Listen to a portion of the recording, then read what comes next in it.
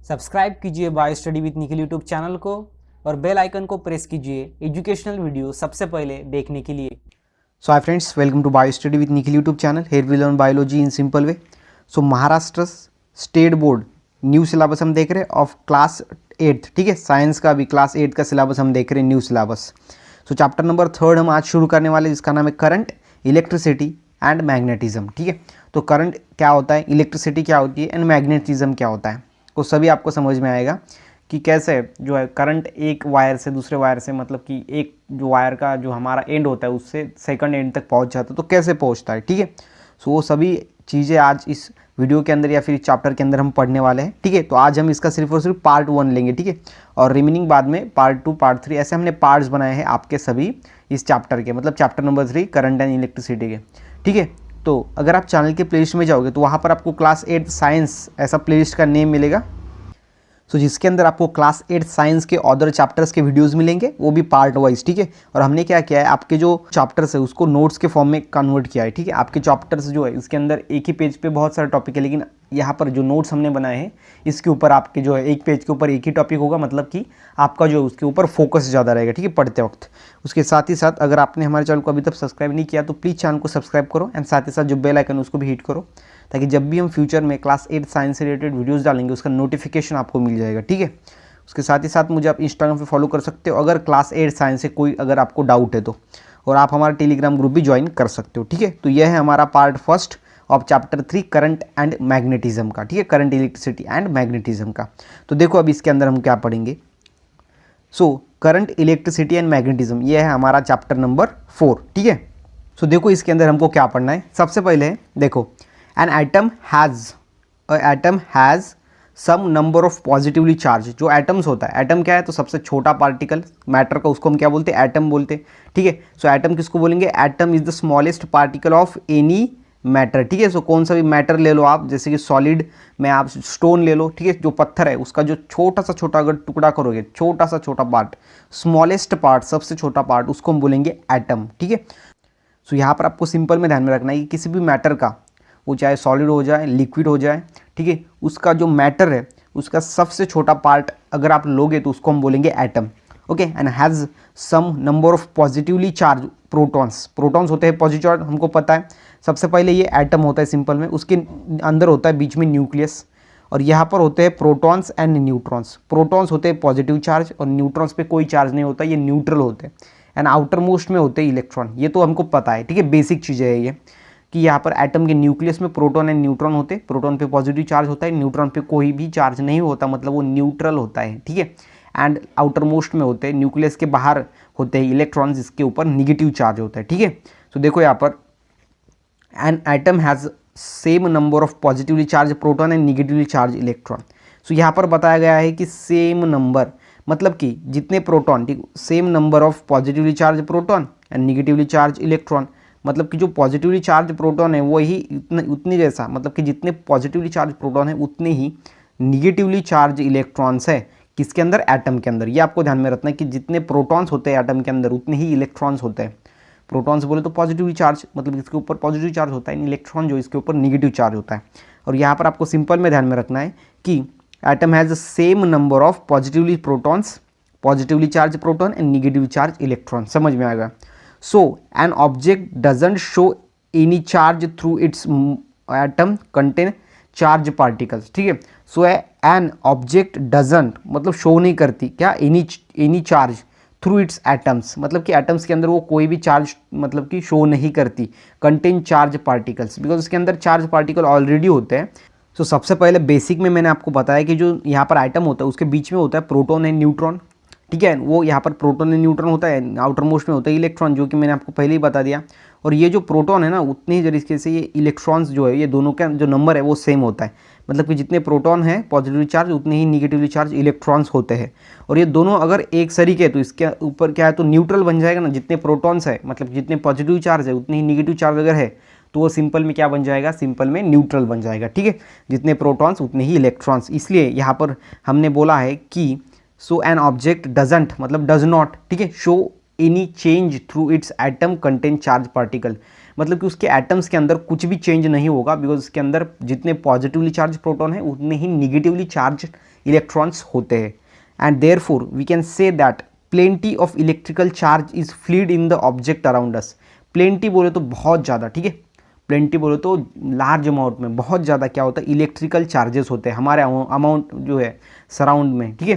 क्यों होते हैं? बिकॉज हमारे सराउंड जो होते हैं हमारे अराउंड में, मतलब कि हमारे सराउंडिंग में क्या होते हैं, बहुत सारे मैटर्स होते हैं। मैटर बोले तो बहुत सारे सब्सटेंस होते हैं। सबसे पहले क्या होता है, सब्सटेंस होता है, और जो सब्सटेंस है वो बनता है मैटर से, ठीक है। और मैटर का सबसे छोटा पार्ट ले लो एटम, और एटम के अंदर होते हैं चार्जेस।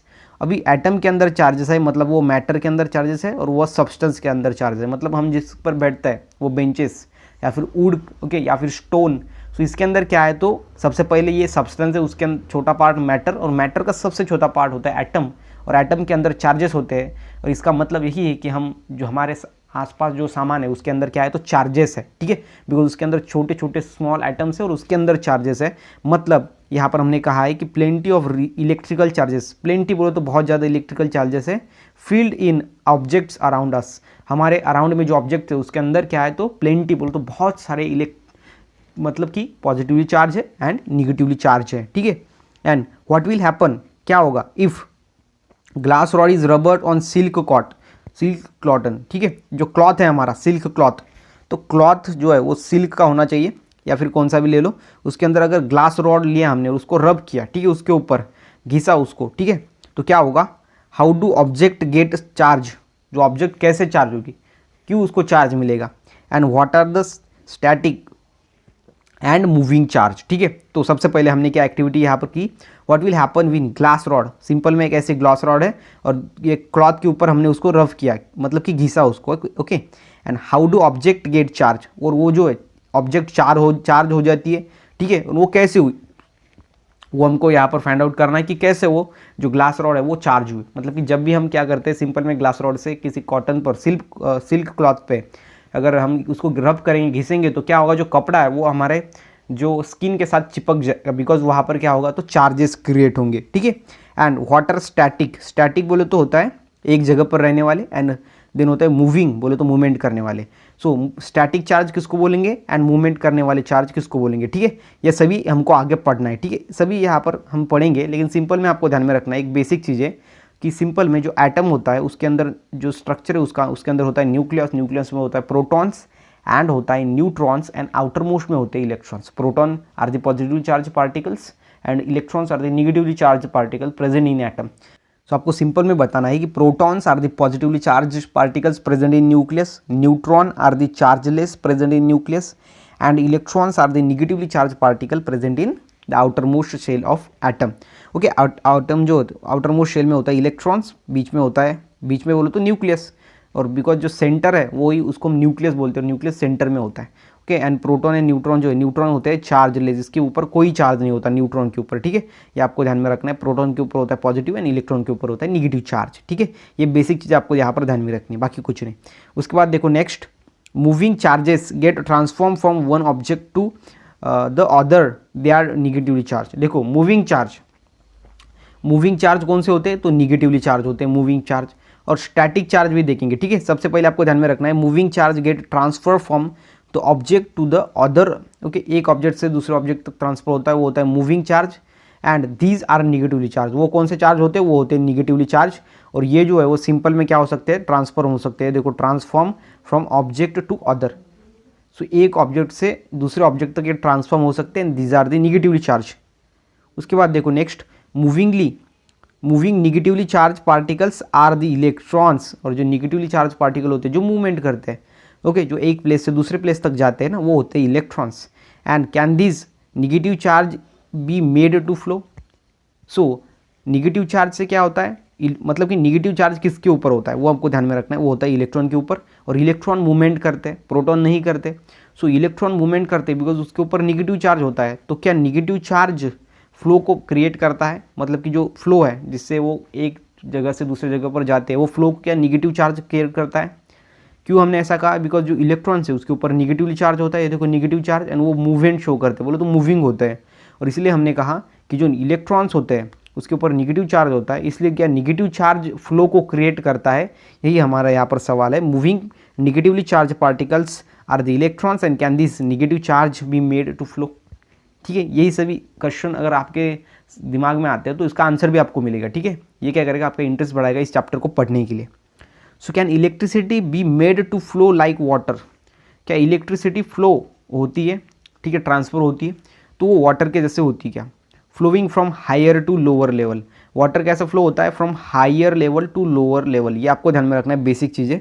अगर यहाँ पर स्लोप है, ठीक है, हमारे जो लैंड है उसका, तो यहाँ पर अगर वाटर डालेंगे तो वो ये नीचे आएगा। क्यों आएगा नीचे, बिकॉज वाटर की एक टेंडेंसी है वो हायर टू लोअर लेवल तक ट्रांसफ़र होता है, और ये है इसके हायर लेवल और ये इसकी लोअर लेवल है, तो हायर से लोअर तक ये क्या होगा, ट्रांसफ़र होगा, वो होगा उसका higher level to lower level, वो होता है वाटर का फ्लोइंग की कैपेसिटी होती है, या फिर वो यहाँ पर नेचुरल में होता है। ठीक है, मतलब कि हायर लेवल से लोअर लेवल तक जो है वो वाटर मूवमेंट शो करता है। देन यू हैव लर्न, आपने पढ़ा है, क्या पढ़ा है, that the force will have the applied to put a stationary object in a motion.